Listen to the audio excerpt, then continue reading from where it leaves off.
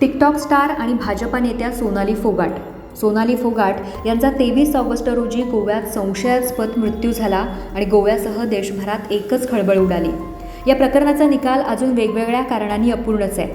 सोनाली फोगाट हत्या प्रकरणाची आज गोव्यातील म्हापसा न्यायालयात पहिल्यांदा सुनावणी झाली. या प्रकरणी सीबीआयनं 22 नोव्हेंबर रोजी सोनालीचे पीए सुधीर सांगवान आणि त्याचा साथीदार सुखविंदर यांच्या विरोधात गोवा न्यायालयात आरोपपत्र दाखल केलं. सीबीआयनं म्हापसा कोर्टात दाखल केलेलं आरोपपत्र हे 2,500हून अधिक पानांचं आहे. यात 100 पानांच्या फॉरेन्सिक अहवालाचाही समावेश आहे. या प्रकरणाचा तपास गोवा पोलिसांकडून सीबीआयकडे सोपवण्यात आला होता. सीबीआयनं गोव्यातील तपास पूर्ण केला असून या प्रकरणाची म्हापसा न्यायालयात आज झालेल्या सुनावणीत महत्त्वाची अपडेट समोर आली आहे. गोवा पोलिसांसह सीबीआयच्या तपास अधिकाऱ्यांना देखील न्यायालयानं पुढच्या सुनावणीसाठी महत्त्वाचे निर्देश दिले आहेत.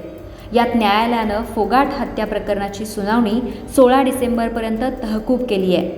तसंच संशयित आरोपींना न्यायालयात हजर केलं आहे. यासाठी म्हापसा न्यायालयानं कोळवाल तुरुंग अधिकाऱ्यांना कारणे दाखवा नोटीस दिली आहे. ये हुआ है इसमें कि अगली डेट जो है 16 दिसंबर लगा दी गई और स्पेशल पीपी अपॉइंट किया है सीबीआई ने उनकी प्रेजेंस के लिए और आईओ को बुलाया है क्योंकि चार्जशीट में कुछ एक डॉक्यूमेंट हैं जो उन्होंने नहीं दिए इसके साथ और हमने उनको लेने के लिए एप्लीकेशन लगाई तो वो एप्लीकेशन डिसाइड होगी. एप्लीकेशन में ये मांगा है कि सीबीआई ने चार्जशीट के साथ कुछ डॉक्यूमेंट लगाए हैं जो हमें जो कॉपी दी गई है उसमें वो नहीं दिए गए.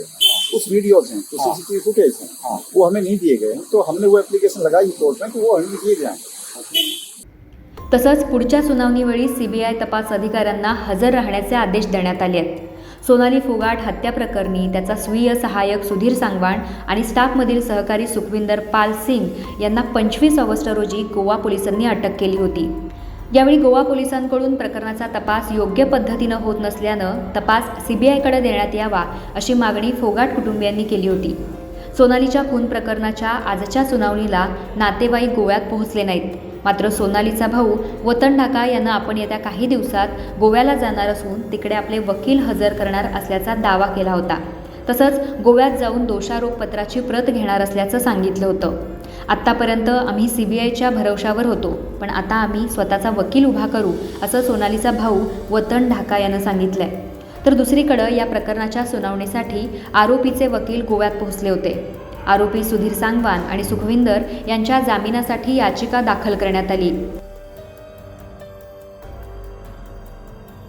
उनकी प्रेजेंस जो है आज जेल अथॉरिटीज को उनको लेकर के नहीं आई उनको और उनको नोटिस दिया गया है कि आप उनकी प्रेजेंस को इंश्योर करें 40 days next. CBI had informed the Honorable Court that special PP has been appointed by the CBI in this case, but that special PP was not present in the court. Then the court had inquired the PP who was present in the case to ensure the presence of that special PP who is appointed by the CBI. आरोपीच्या बाजूचे वकील सुखवंत सिंग यांनी सोनालीचा मृत्यू डॉक्टरांच्या निष्काळजीपणामुळे झाला असल्याचं म्हटलंय. तिला 2 इंजेक्शन देण्यात आली आणि त्यामुळेच तिचा मृत्यू झालाय. बाकी आम्ही कोर्टात हे सिद्ध करू असं त्यांनी सांगितलंय. त्यामुळं नेमकं सोनाली फोगाट मृत्यू प्रकरण काय वळण घेईल याकडे सर्वांचं लक्ष लागून राहिलंय.